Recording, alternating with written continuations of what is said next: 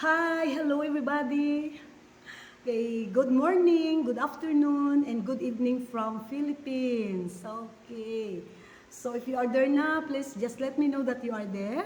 Okay. So once again, this is your covenant sister Lou Rivera that always inviting you to come to join in our live uh, devotion. And we are still for the woman, thou art healed and whole. So malapit na po tayo matapos. This is a 90-day devotional journey. And we are now in the day 89. Wow! Day 89. Yan. So, okay, our theme tonight is hidden in Christ. So if you have your Bibles with you, please open it with me in the book of Luke, chapter 13, verses 11 to 13. And behold, there was a woman which had a spirit of infirmity 18 years, and was bowed together, and could in no wise lift up herself. And when Jesus saw her, he called her to him, and said unto her, Woman, thou art loosed from thine infirmity. And he laid his hands on her, and immediately she was made straight and glorified God. Hallelujah! May the Lord add more blessings upon reading His holy words. Okay. So, we finish where we began with the woman with the spirit of infirmity. Okay, in Luke chapter 13, and for 18 years, she was defined by her condition. She was the woman which had the spirit of infirmity. And then she met Jesus. One encounter with him has the ability to dramatically shift identity. Hallelujah. So to embrace the future, we must be willing to completely let go of the past. Yeah, amen.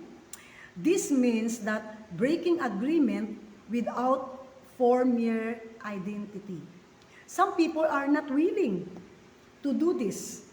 They have become familiar with the identity that they find it's difficult. They find it's too difficult to live behind, even though it is a destructive. So the only reason you hold on to a destructive identity is because you believe a lie. Yeah, that's right, because you believe a lie. You are no longer one who makes agreements with the lies of the enemy. His tactics might have worked in the past, but they are going to prove absolutely futile in the days, weeks, months, and years ahead. Hallelujah. So, your identity is not in your condition. Your identity is not in your past.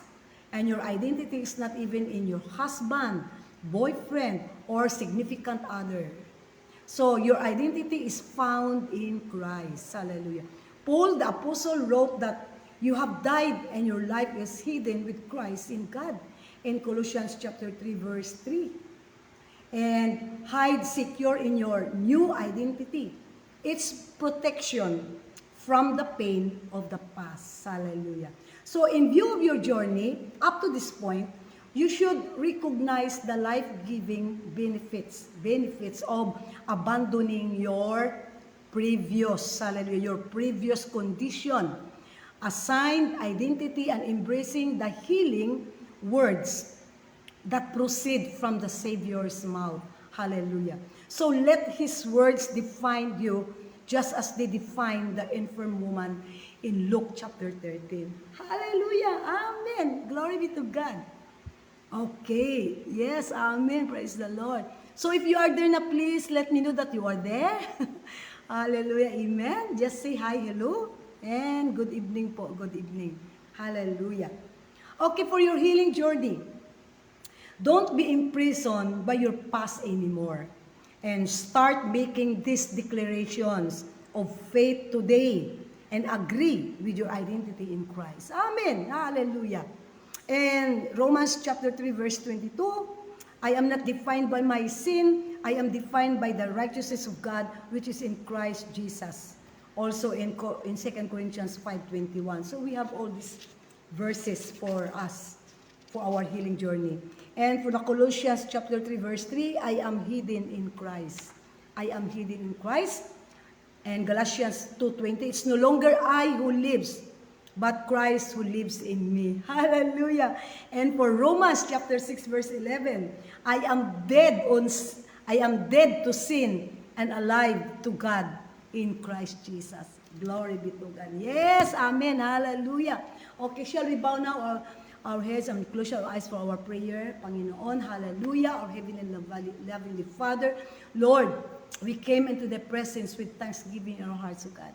Thank you, Father. Salamat, Panginoon. Give all the praises and thanksgiving to you. Father God, patuloy mo kaming palakasin. Salamat, Panginoon, sa iyong kagalingan na nanggagaling sa iyo.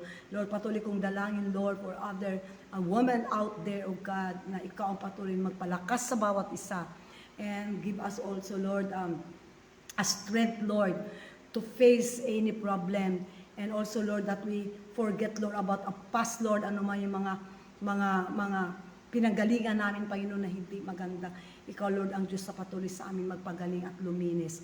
In Jesus' mighty name, this all I pray, Father God. Hallelujah. Amen. Okay. Hallelujah. Glory to God. Yes, good evening po. Good evening. Yeah. We start late na talaga tonight. Okay. So, woman, thou art healed and whole. This is a 90-day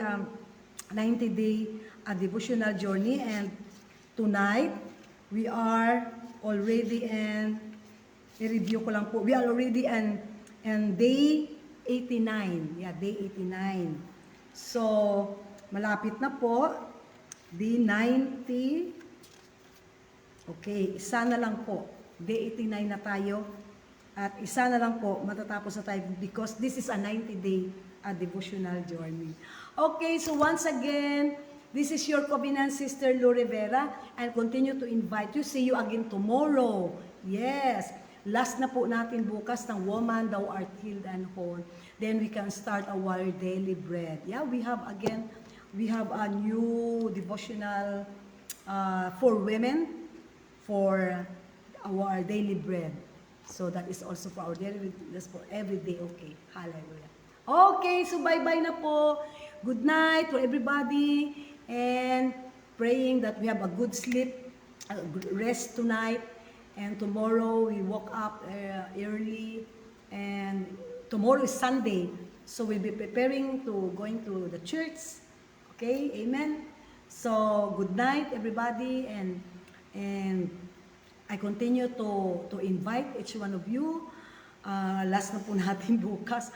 And for all, for those brothers and sisters or for our mga visitors that they come late, never, and don't worry. You can still watch this video after po, mamaya. Okay, hallelujah, glory be to God. Okay, so once again, this is your covenant sister Rivera, and it's time to meet to bye-bye na. Bye-bye. Hugs and kisses. Bye-bye. See you tomorrow. Love you guys.